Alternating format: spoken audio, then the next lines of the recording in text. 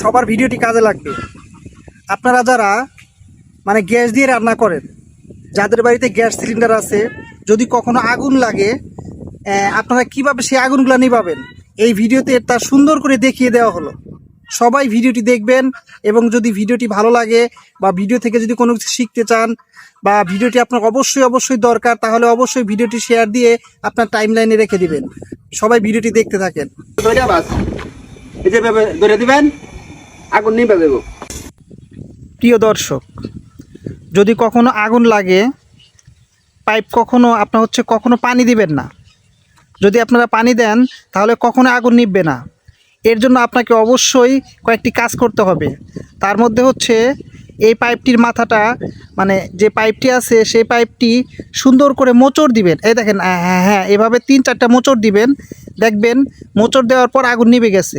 এর মানে ওখান থেকে গ্যাস বের হতে পারতেছে না, এই কারণে আগুনটা নিভে গেছে। আরও কয়েকটি পদ্ধতি আছে, আমি দেখাচ্ছি আপনাদেরকে।